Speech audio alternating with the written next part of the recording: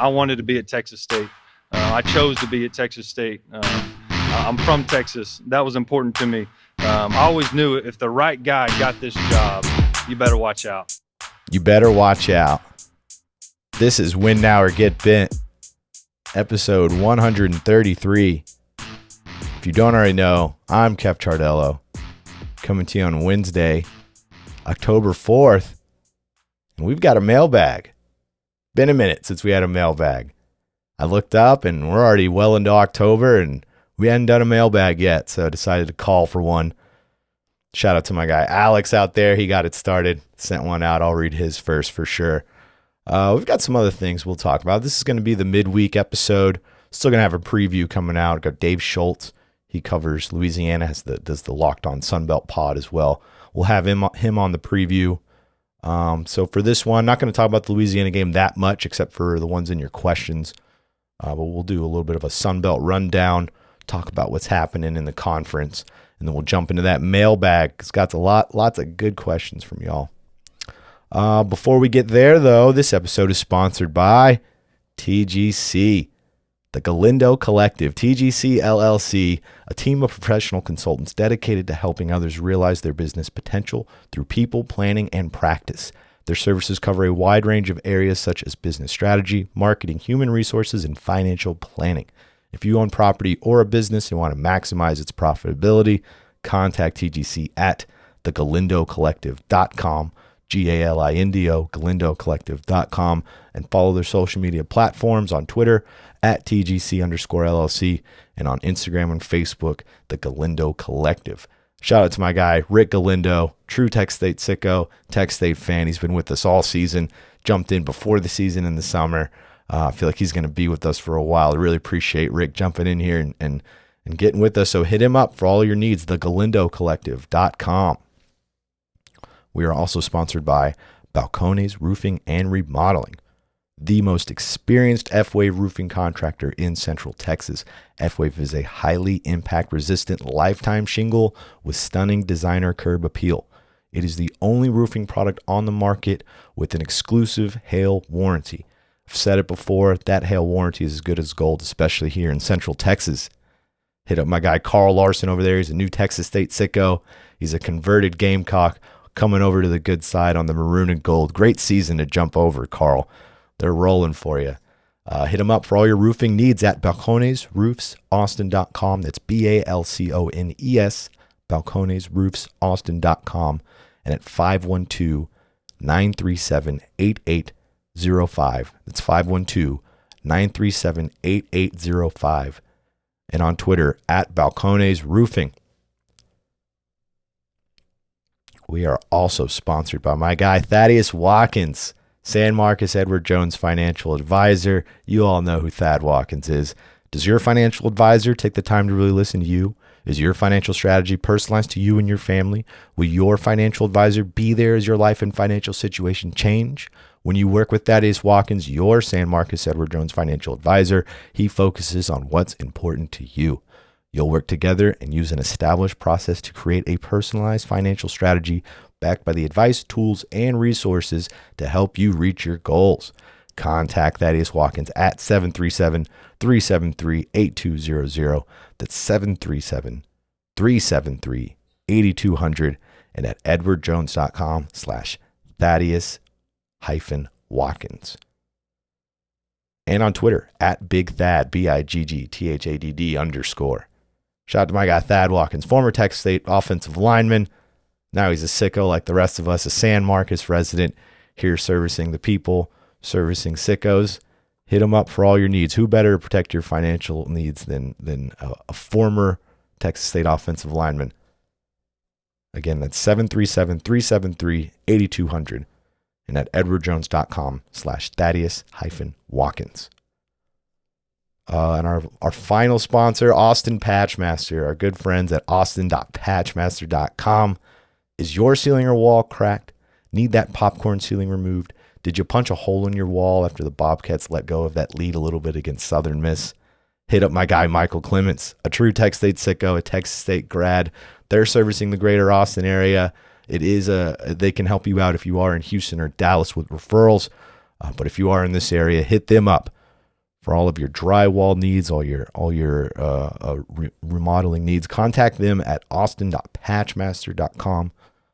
Call them at 512-200-3888. That's 512-200-3888. Another shout out to my guy Michael Clements there. He is a true Tech State sicko. He jumped in with us in the spring, one of our first sponsors, so I'm really glad to have him back for what's looking like a fun season for the Bobcats.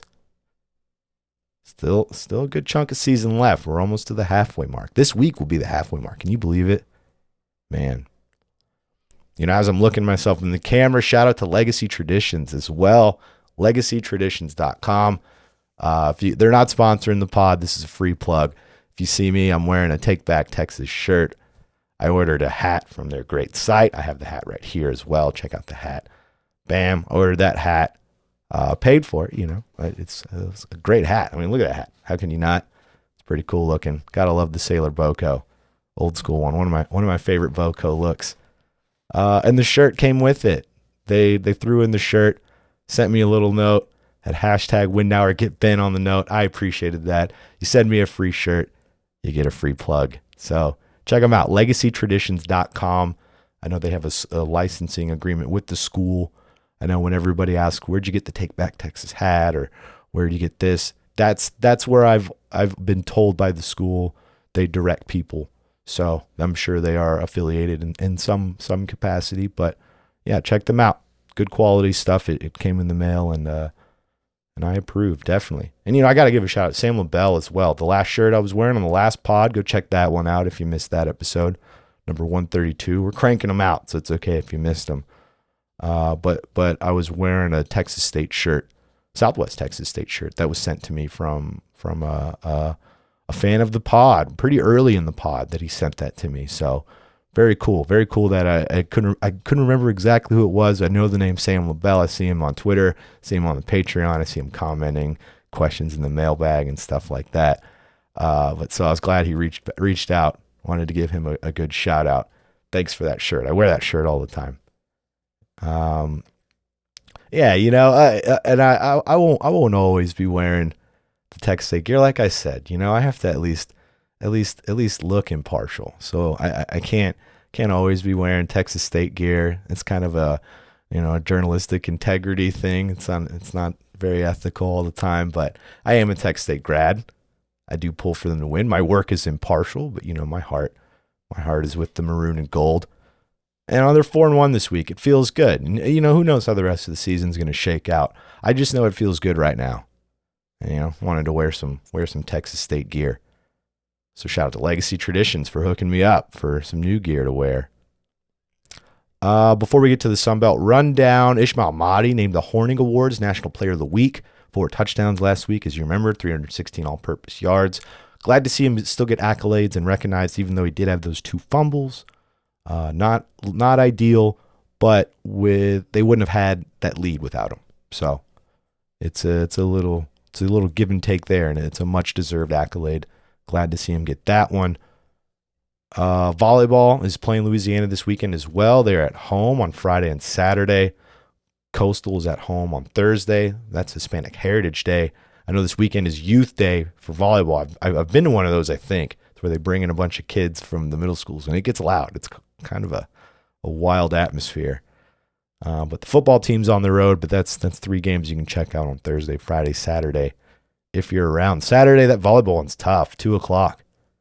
2:30 kickoff for Texas State in Louisiana. And they have the volleyball game right there.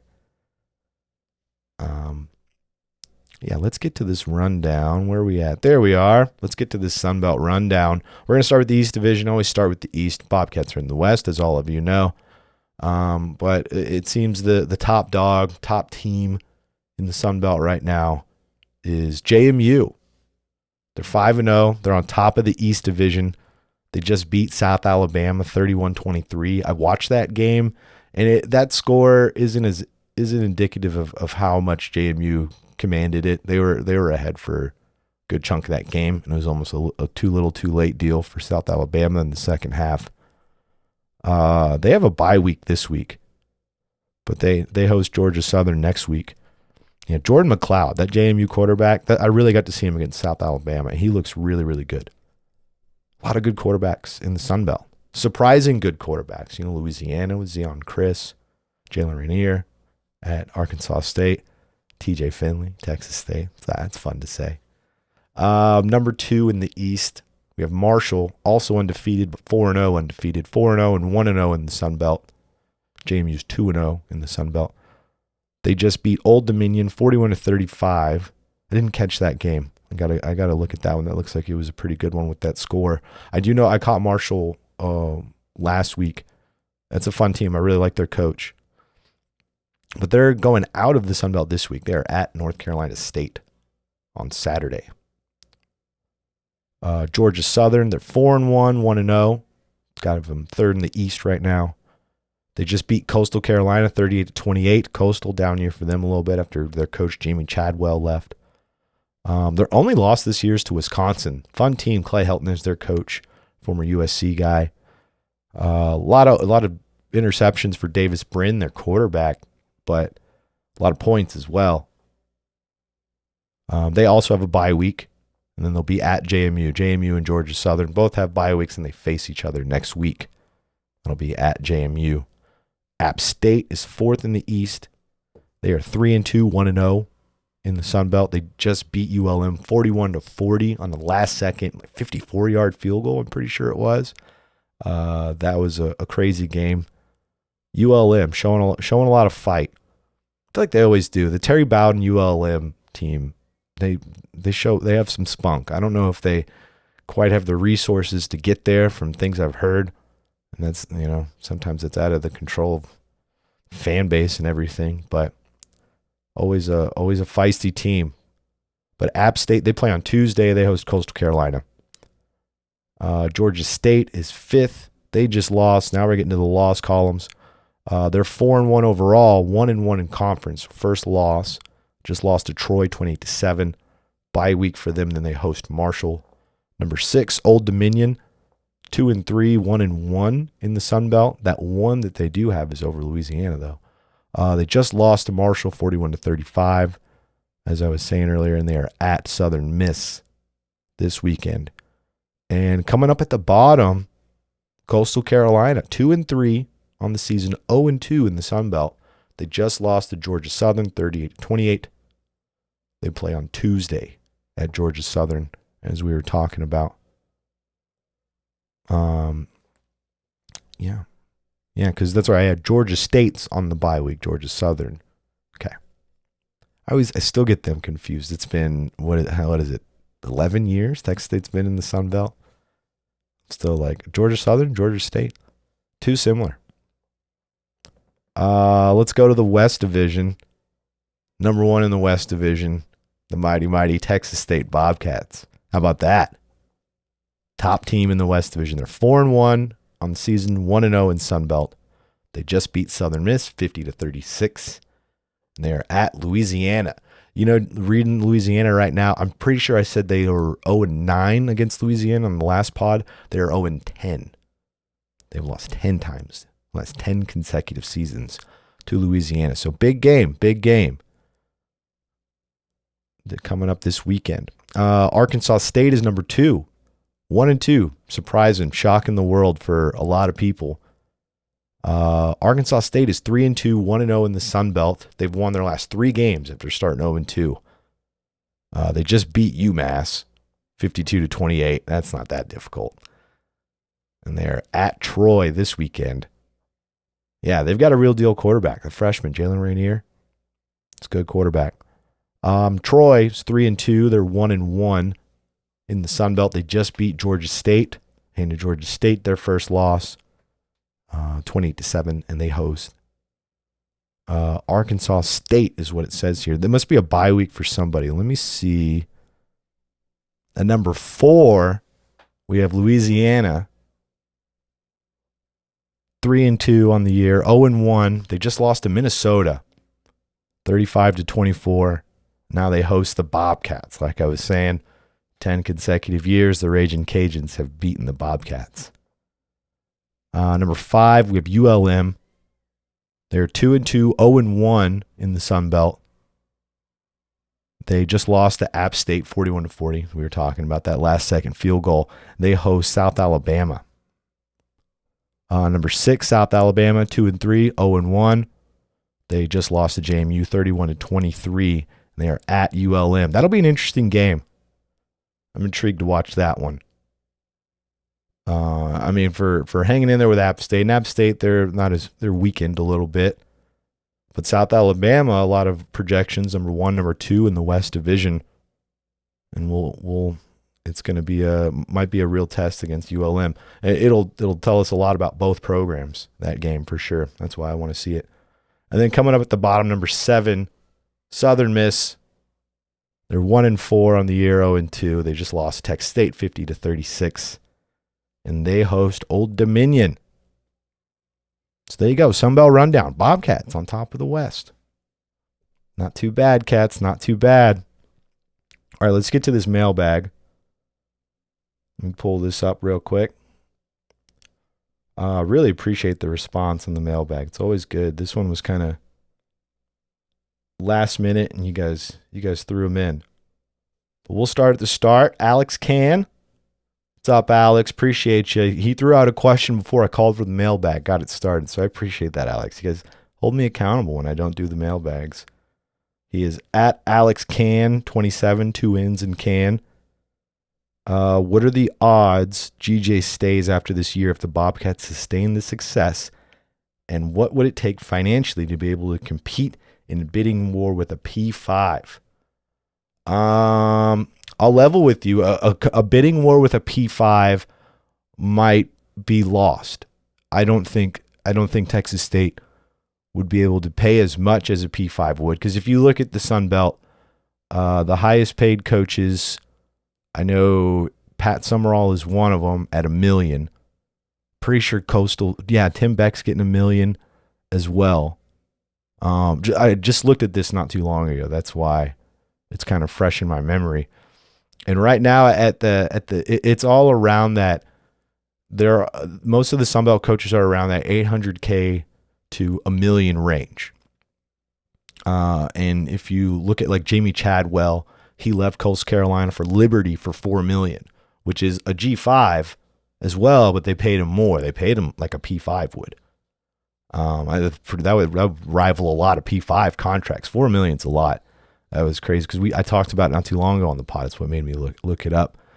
And so if you're talking about competing with a P5, that's going to be really hard. If they start offering anything more than $1 million, $1.5 million to $2 million, I mean, I feel like $2 million is really high for Texas State to have to pay, especially looking at competitive Sun Belt teams. It's peers. No one else is paying that much. I think though, if the success is sustained, and he does want to stay, and he's not necessarily looking for that. He's more looking for the right place and time, not necessarily all the money in the world. They're gonna it's gonna have to get into another comma is gonna have to be added for sure. I mean, he's gonna have to be one of the highest paid coaches at that $1 million mark, or the highest paid. I think if they're gonna want to keep him. I mean, who knows? Who knows who's contacting his agent right now? And that really is what will run the price up when it comes from the school is the pressure that's coming in from other schools that are hitting him up, and that'll determine how much they need to pay him to retain him. But I mean, when you take a program that hasn't won more than 4 games in 8 years, and you win 4 games in your first 5, people are going to notice. This team has not been bowl eligible since 2014. If he can get them to that mark, people are going to notice. If they don't go much further than that, I don't think the interest will be as high as we think. But if they win out and win the Sun Belt, which is even as well as they played, that's still a crazy notion. But if they were to do that, I think his price is going to be pretty high. Especially it depends on what jobs open up. If they are in Texas. I know people have talked about the Baylor connection with GJ Kinney. If that job were to open up, Would he consider that? Would they offer that? Who knows? It's all still really early. I don't think he's necessarily being contacted yet. I think that they're going to have to get a little further into Sunbelt play, but it's a discussion worth having. This is a worthy question. Absolutely. So appreciate that, Alex. Hope that's a little bit more clarity. I mean, if someone really wanted to come, if a P5 really wanted to come take him away, I think it would be like $3-4 million. It'd be wild if Texas State were to come up with those kind of funds to pay a coach, especially considering what we've seen the contracts. They haven't gone over $1 million, and they've this is not a knock on Texas State because it's gone up since they've hired Fran. It went up when they hired Withers. It went up when they hired Spavital, and it stayed the same between Spavital and Kinney, but it went up. And right now, that's a discount. That deal that they got GJ Kinney on. I mean, that's what they were paying Spav with way better results. And that's kind of the funny thing when I think back on like like the Withers era and the Spavital era, because I saw somebody, I talked about how GJ Kinney has already won more games than Withers did in his first year or Spavital did in his first year. And I saw somebody comment, that's not really fair to compare apples and oranges because of the transfer portal. But I mean, Spavital lived in the transfer portal, especially his last 2 recruiting classes. So I don't think that's necessarily true. But I mean, I just think back on both of those regimes. Everett Withers, maybe some of you will remember this, the year 0 talk, even before the season started in 2016. This is year 0. This is year 0. Next year is year 1. More saying that year 1 for him doesn't count because it's such a big rebuild, and you can't build Rome in a day, as everybody says, and you can't win right away. Spavital is the same thing. I got to get my guys in. I got to be able to build and get my system in place and all this. And to see GJ Kinney come in and just blow all that away and start 4-1, his very first game beats Baylor. It shows you the difference in coaches. So I think it is fair to compare that for that reason specifically. In summation, get that checkbook ready, guys. Not us. Well, we don't have to pay. I mean, y'all, we don't. They do. That's what I'm trying to get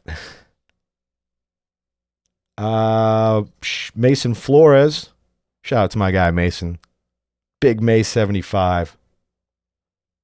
Love this offense. The only thing that scares me is nursing a lead. I didn't watch most of the Southern Miss second half. Will GJ stop playing fast if need be in the fourth quarter to give the D a break and burn clock? I asked about this at the last press conference about if you do get a lead, how do you slow down and still maintain the scoring and still maintain the efficiency? And he said it's to stay aggressive. He felt that he took his foot off the gas too much against Southern Miss, and that's what allowed Southern Miss to creep back in, because the style of the system, their scheme, it's aggressive. It's aggressive on defense. It's aggressive on offense. It's not conservative. It's not slow it up in the second half. And he says that's the answer to it is to ramp it up. I mean, when you ask him, are you scoring too fast? You let the defense have a break. And he says, if worrying about teams coming back from a giant lead is my biggest problem, I'm going to be okay. That's what he said. And he's right. I mean, it's not if that's a good problem to have. That's something they've said a lot here, good problems to have all around recently. But that is a good problem to have if that's your concern. But that's his answer to it is don't take your foot off the gas. And the answer to the slow start against Nevada was a fast start, obviously. And they returned the kickoff for a touchdown and everything. And so I listened to him when he says, well, what's the answer to that? He's like, I'm not going to slow it down in the second half next time. So it's kind of the opposite, not slowing it down, because he thinks he did in the second half. Appreciate you, Mason. Hope to see you again. Saw Mason a long time ago at a basketball game. I don't think I've seen him since. Next one's from my guy, Baseball Nut. What's up, my guy? At Baseball Nut 46. I have 2 questions / comments. All right. Number 1, people need to chill about Kenny leaving. People need to chill about Kenny leaving. If he does, Katie and DC now have a blueprint of the kind of coach we need. Fair. It's a comment. Oh, they're both comments. Number 2, I think a flat top with the Texas State logo may be in order for you, hopefully on October 14th. A flat top. See, my guy Baseball Nuts, the biggest proponent of me chopping the haircut. A flat top. I have a funny story about a flat top. So my dad, shout out to my dad. He was in the Navy. Was a navigator flying on EA-6B Prowlers back in the day. And he had the look. He had the flat top, the mustache. When I was a little kid, wanted to be like my dad, wanted a flat top. We go to the barber, his barber, try to get him to give me the flat top. Hair's too thin. It's not thick enough for the flat top. It won't hold. Didn't have I don't know. I don't know what type of thickness you need for the true flat top, but it wouldn't hold for me. So unfortunately, the flat top is out of my wheelhouse. There's not many looks that I probably can't get to. That's one of them. With all the gel and everything. Maybe with enough gel. I don't know, man. That guy on Jersey Shore, what was his name? Pauly D. With all the gel in his hair. I just got to figure out what he did. But I'll go back to the first part of his comment. People need to chill, saying they have a plan. And that's fair. I'll agree with you there. That I do think the leadership in place right now is more than equipped to handle another coaching search if that were to happen. That being said, got a really good thing here right now. So try to keep it if you can. I think it's going to take, he's going to have it's P5s aren't calling after 4-1. Maybe they are. I don't think they are. I'm pretty sure they're wanting to wait because a lot of these jobs aren't open yet. So they're probably definitely not calling. Well, sometimes they call early. We do know that happened to Spavital last year with the whole Gary Patterson situation. So yeah, I mean, it's worth talking about. It's worth bringing up, but I don't know if it's worth being super concerned about right now at this juncture in the season. Shout out to Baseball Nut. I'm going to make it to the tailgate at the next one. I know I missed you on the last one. I'm going to get out there. I know you're out by the baseball field, you told me. My guy Logan, shout out to Logan. I ran into him at the game. At Logan Beast 23. Is there anybody from this team that you think has a legit shot at getting drafted? Yeah, I do actually. Like this season, man, I really would have put Torrey Spears in there if he hadn't been out for the year. I don't know about after the season, there's not a ton of seniors. I mean, you look at Bray Walker, you look at that size, that's at least a camp invite, He's a senior. I should have made a note of more seniors for this one. Because you don't know who's going to do what. I mean, I'll keep it real. If TJ Finley keeps doing what he's doing, and he's been in college for more than 3 years now, even though he's a redshirt sophomore, he could decide to go to the next level. I mean, Nash Jones is another guy. If he didn't go down, he could have had a really good chance to go pro.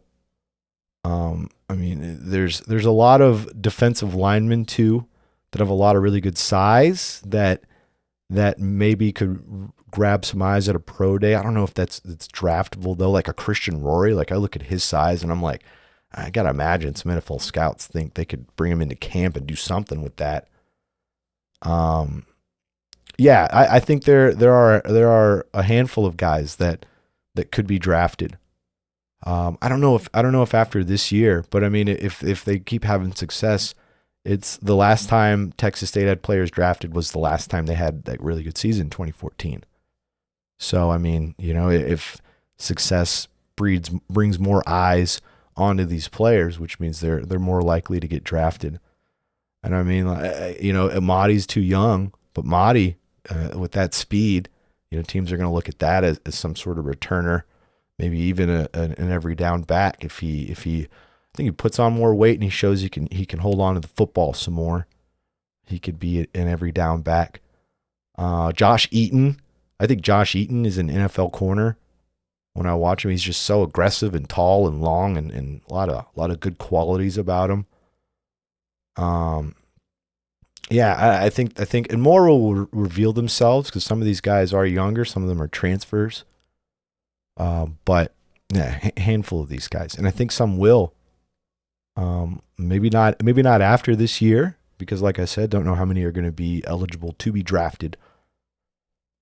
Because that's another little caveat about, I talked a little bit about the eligibility left for TJ Finley and Malik Hornsby. That's another thing to talk about. Even though Finley has 2 more seasons after this season, he can go pro. He definitely has the size, has the arm. We'll see if I doubt 1 season of good starts is enough after what transpired at Auburn and LSU, where just wasn't as great, didn't look as good as it does now.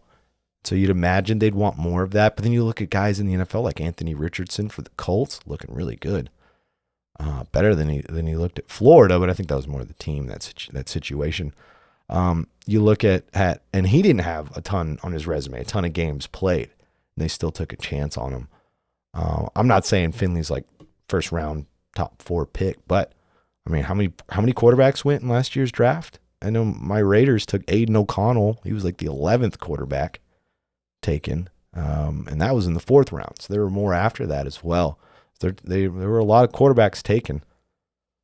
Something to think about, something to keep in mind with TJ Finley. But good stuff, Logan. Appreciate that one. I'm gonna look at those seniors, and I'm gonna come back on the next episode on 134. And I want to explore that one more because that's a good question. That is something we should start thinking about. And I think it's been so long since a Texas State player has been drafted. That's why it wasn't on the top of my mind when it should be. I mean, something we got to start looking at and talking about. Appreciate you again, Logan. This one's from Hunter Schuler at Hunter Schuler. What's up, Hunter? Hope you're well, my guy. Who will be Texas State's next head coach? Already? He's not gone yet. Will we be able to convince Leftwich to take over? Is this? I'm gonna. It says next coach, but the current coach is still here, so I'm gonna assume you mean next year. Who's gonna be the coach next year? I'm gonna say G.J. Kinney. I think he's gonna be back. I think he likes this situation. I think Texas State is gonna do what they have to do to keep him, whatever that entails. And I think he'll be back. I know you look at his resume, 1 year here, then gone, 1 year here, then gone, 1 year here, then gone for 6 straight years up until Texas State, including 1 year at Incarnate Word. And he was the Central Florida OC the year before that, if you're wondering. And you look at that and you're like, oh man, this is a guy who's just trying to jump up and move up and on as quick as he can. But I think he is trying to stay and curate something and build a culture, because you don't want that label of a hired gun as one of these coaches. I mean, if it is a smashing success this season and a P5 comes offers him $4 or $5 million a year, what are you going to do? But I don't necessarily think that's the case. I think they would have to do a lot more than what they have done at 4-1, and who knows? I mean, it's a long season. They have some tough opponents coming up.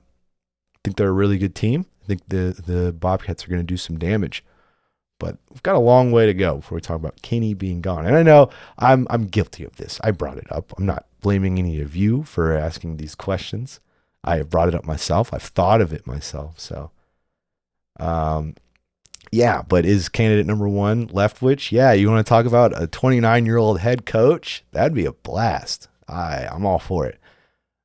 He's proven that his offense can translate from FCS to FBS.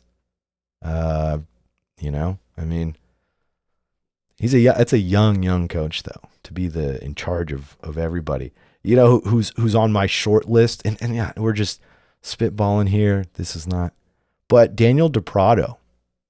Every time he had another press conference this week. Love his press conference. He was the interim coach at his last stop. When that started to go south, they put him in charge, and you see why when he talks and everything. I don't know. I mean, kick the tires on it at least.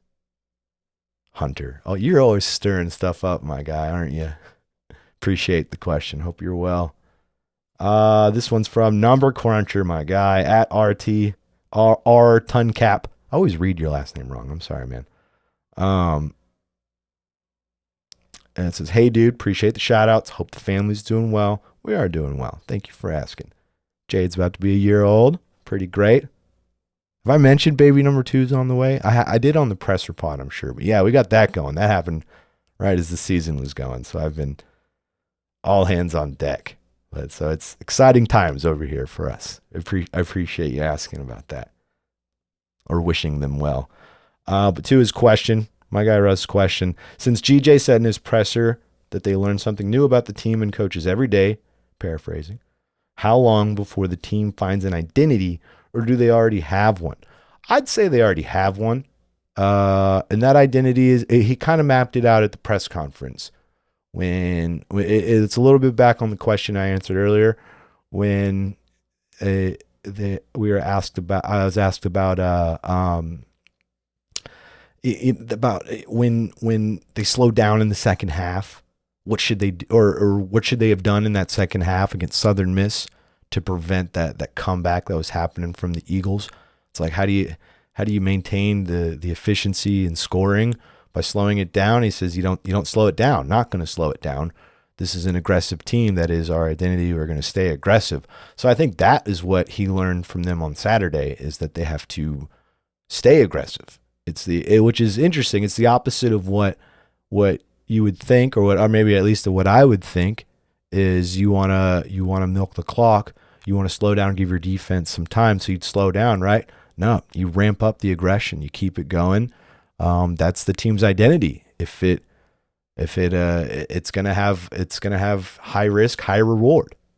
It's gonna have those moments. So I think that's their identity, is aggressive, and that's aggressive in getting after the quarterback. It's aggressive in man-to-man coverage. On offense, it's aggressive on hustling the ball and getting there and getting these plays as fast as you can, and having a team full of guys who can score in one play, as they've talked about a lot, which they do. They have guys who can make big plays and make things happen.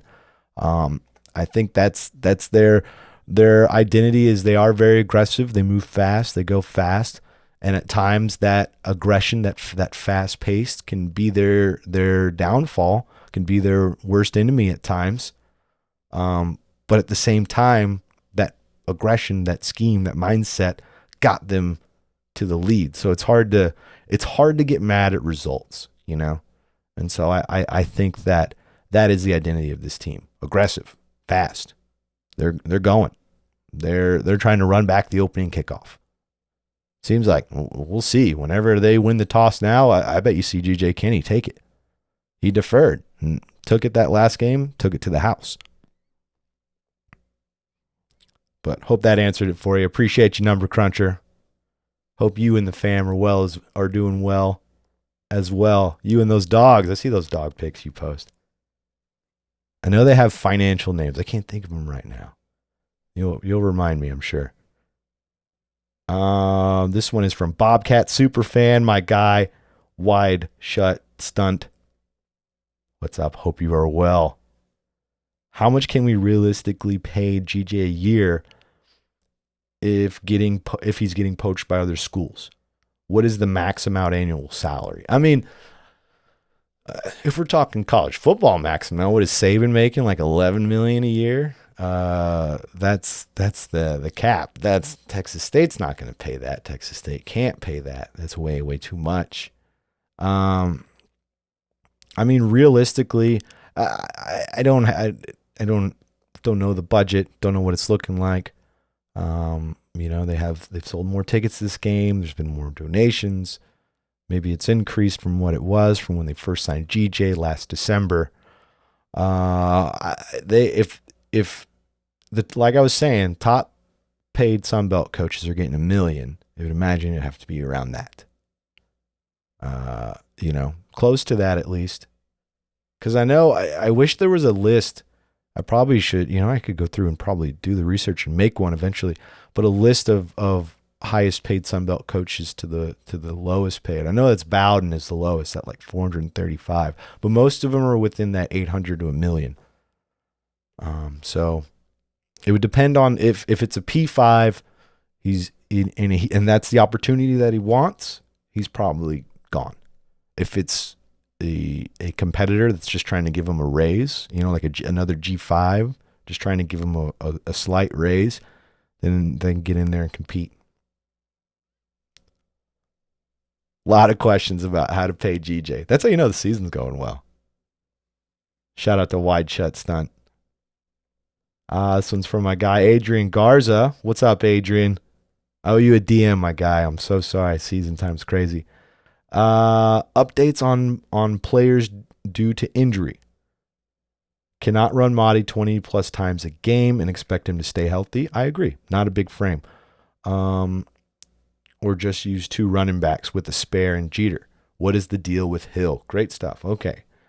Injury updates for players. We did not see Bo Corrales or Connor Fox or Jordan Reynolds last game. We were told all 3 practiced on Tuesday. Game time decisions. We were told game time decisions on Connor and Bo last week. Jordan Reynolds was ruled out. But then Connor and Bo didn't play. I know those two, they're slow playing and it's precautionary, which, it's something I appreciate because I have actually on 2 different occasions over the last few weeks, I've run into Bo leaving the press conference and I go, is this the week? And he goes, and each time he says, I'm ready to go. I'm just waiting on them to give me the green light. And it's a precautionary deal where they don't want to exacerbate the injury, which is, it's thoughtful for the player and it's good long-term for the team. So, it's okay slow playing it, not making them rub dirt on it and play through injuries, It's better to just let it heal. So maybe see some of those guys back this week. Myron Warren did come back last week just for a little bit, probably increase his role more. They do need some interior defensive lineman help because Cam Washington is actually out for the season. It's a backup defensive lineman. It's been out the last couple of weeks, was ruled out for the season this week. So he's out for the rest of the year. Nash Jones gets the boot off soon. We heard that update from GJ Kinney. And he hasn't ruled him out for the season. He hasn't been ruled out. Guys who've been ruled out the season, let's see, Lincoln Perry, Josh Berry at running back, Torrey Spears and Darius Jackson at safety, and then Cam Washington on the defensive line. Nash Jones has not been ruled out for the season. Could come back. It'd be towards the end of the season. So when that injury happened, it was 8 to 10 weeks, and that was week 2. So just a few weeks into that. So we'll see there. Calvin Hill, I'm glad you brought up Calvin Hill. I did ask about Calvin Hill when asking about injuries. Where is he? What's the problem? Is it an injury? He didn't say it was an injury. It's just they're playing with the hot hand. They said they've been using him on special teams a lot, trying to figure out what they have with these running backs. This might even go back to Number Cruncher's question, where we're talking about that identity. They may still be trying to figure that out at the running back position because they have hit those home runs with Mahdi, and they've had some good success using Jeter sometimes, and then he'll fumble, and then Denario Davenport. There's been fumble issues, and we know Calvin Hill doesn't fumble a ton. So we'll see. I don't know if he can work his way back into that rotation. Remains to be determined, but he's not. He's not like in the doghouse or anything. It's just, I think it's a rotational situation, and they're figuring out their guys. I just think they haven't figured him out yet. But I'm with you, Adrian. I asked about him because I think he should get more carries. I think he can help out this backfield. We've heard GJ Kinney say 4 to 5 running backs is what he wants to use. And you have a really good one right there. He's a senior now. Good time to use him. But thanks for the question, Adrian. Appreciate you there. My guy Alonzo at runner XC8. Not a roadrunner. I know it. I know. I saw you out there almost getting in fights with a roadrunner. Don't do that. Let's not get in trouble, my guy. Appreciate you though, Alonzo. Appreciate the question. Got 2 of them here for me. When are we going to see you ride the motorcycle out before the start of a game? Never. I'm not doing that. No way. Guys, I'm a big chicken. I'd be the first one to wipe out. We're not having that. And that's a celebrity thing. I'm just a podcaster, you know. To save that for go get a Barrick Neely or Bailiff. Oh, Bailiff on it. I don't know. And you know, the last guy who wore the Evel Knievel suit, he won that in an auction. So people pay for it. You know, I don't want to take that away. That's income from the school. If you give me a bicycle, I'll ride a bicycle out. Was that fair?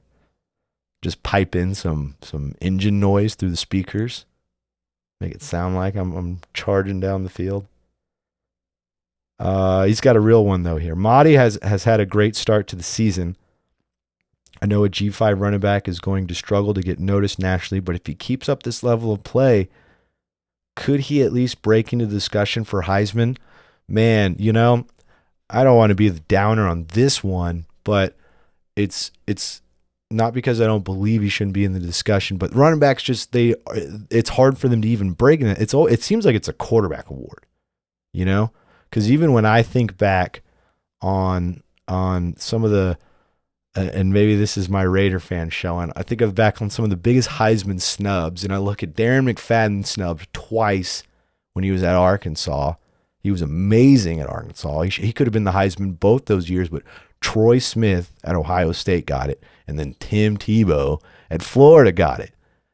I'm a big proponent of the running back. They are very important to offenses, especially when you have a great one. Mahdi, I mean, shoot, they're 4 touchdowns in the first half.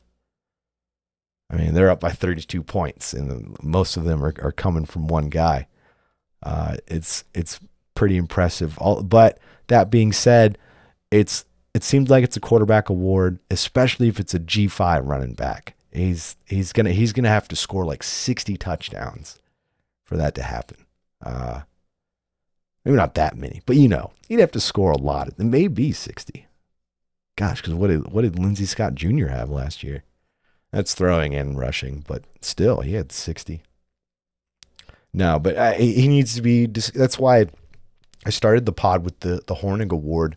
Deserves more recognition like that. 9 touchdowns already on the season. I mean, he's a terrific player. I think Finley would get in the discussion before Mahdi would, but I don't think Finley's not in it either. Appreciate you there. Great stuff. This one is from Paras360 at Paras360. Some interesting jobs opening. Have to imagine he needs one more great year to get a big job. That's what I'm thinking too, that he's looking for. Texas State won't be able to compete, but he's right. Great hire. And we should enjoy the success until we got to hire the next guy. All right, that's just a comment. Shout out for my guy Paris360. That was a roundabout way to get to that. But yeah, I like the thoughts. I actually agree with him. This one's from Angry River Cat at Angry River Cat. What are the odds the Bobcats will host the SBC Championship if we win out? Is there a chance if we win the Sun Belt for NY6 Bowl? Could the Bobcats give GJ a Jeff Traylor type deal to let him stay and continue to build in this program? Could we see the Cats in the college football playoff in 2024? You're not the angriest River Cat anymore, are you? That's very, very optimistic questions all around. What are the odds the Bobcats will host the SBC Championship if they win out? It would depend on JMU. If JMU or you know, any other team in the East right now, it's looking like JMU or Marshall. Marshall could win out as well. Depend on them, because as of right now, if there would be right now, and Texas State's number 1 in the West, and JMU's number 1 in the East, that would be in favor of them. A chance if we win the Sun Belt for an NY6 Bowl. It'd have to be 1 to 2 loss season or undefeated.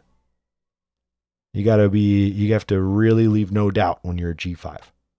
Could the Bobcats give GJ a Jeff Traylor type deal? Maybe, and they probably should if they want to keep him and curate him. I know he's making a good chunk of change. It's something that they should do. I don't know if the increased profile of Tech State has increased their budget as well.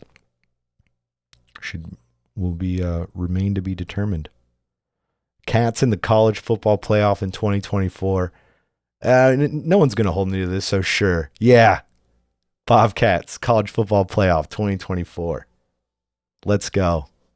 It'll take a lot. That'll take a lot, my guy. But, I'm drinking the Kool-Aid. 4-1 right now. I'm sitting here in a Take Back Texas shirt. So, see you guys in January, I guess. No, this was great. That was good stuff, Angry River Cat. I'm glad to see the optimism is flowing. This is from my guy, Derek Stavonia. I hope I said your last name right. Stavonia. If I ever say your last name right, you guys get in there and correct me. At DStav1868. Kef, if the Bobcats are able to win enough to host the SBC, you guys are optimistic. Okay, here we go. Win enough to host the SBC championship football game. Do our season tickets carry over for that game, or do they have to be repurchased separately? I don't know that off the top of my head. I've never had to face that situation. Let me give you TBD on that one, Stab. Okay, I'll get back to you there. Appreciate the question though, and the optimism. This is from One Pack at One Pack Cards.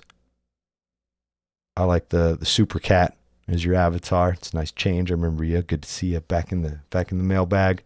Any word on Jason Gold's status? No, not yet. Still not sure. I know it's not an injury. Something off the field. Still waiting to hear that. Don't think he's been ruled out off the team or what's going on, but they're pretty close to the vest with a lot of that stuff, as we've seen. Also, are Fox, Corrales, and Rebels out for the season? No, week to week for sure. I just talked about them. Third and last question, Calvin Hill. Just talked about him as well. As he just lost snaps to Maddie and Davenport. That's what it seems like.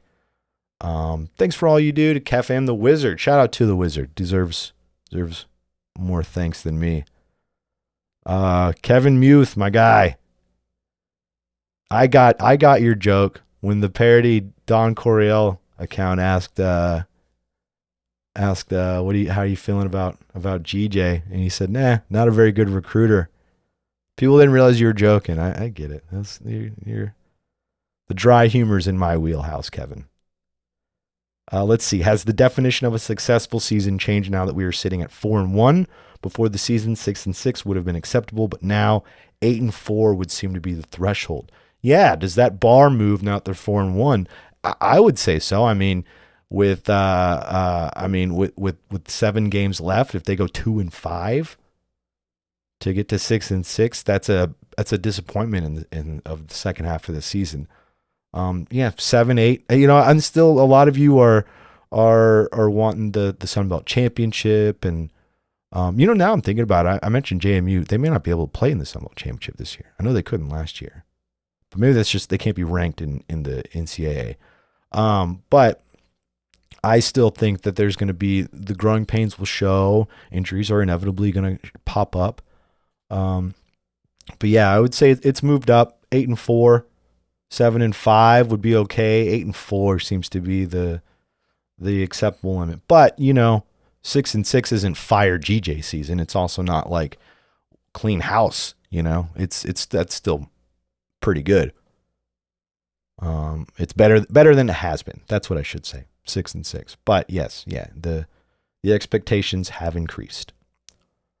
This one's from Charlie Baker. My bad, Charlie.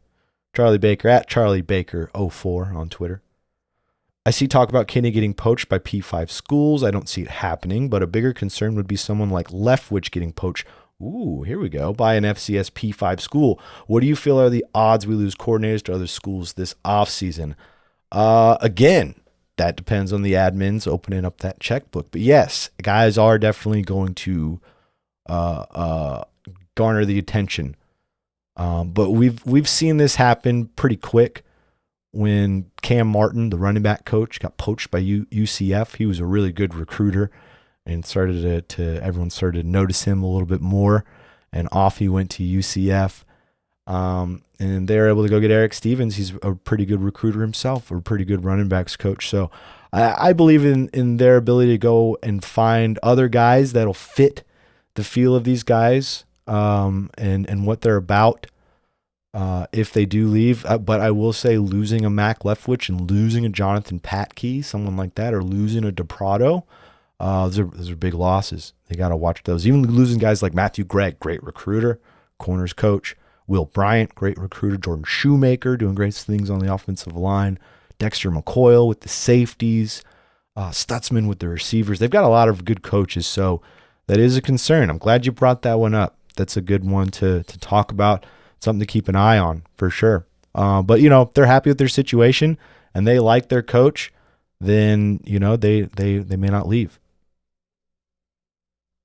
But definitely worth thinking about.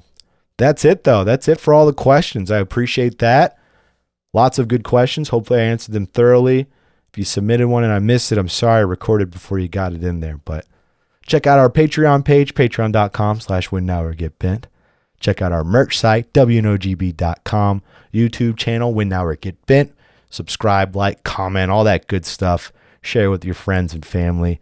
Follow us on Twitter at Win Now or Get Bent, and on Instagram at WNOGB. Thank you to TGC, Balcones, Thaddeus Watkins, and Austin Patchmaster. Thank you to the wizard, Zachary Webb. And of course, you sickos. None of this is possible without you, especially not the segment with all the questions. So I appreciate y'all today. Like I said, we'll have another one on Friday for you. A preview with Dave Schultz. Look out for that one. Until then, not so fast. Right after I got done recording, I jumped on Twitter and I saw RJ Marquez of KSAT down in San Antonio. Shout out to RJ. He's a Texas State grad. He posted all of the Sunbelt coaches' salaries. I don't know. It's very timely. It was literally right after I got done recording. I was like, wow, I have to jump back on and just point this out because it's great. It's all the coaches we were just talking about. You just heard me talk about. So let's go through it. Highest paid coach in the Sun Belt, Tim Beck, $1 million.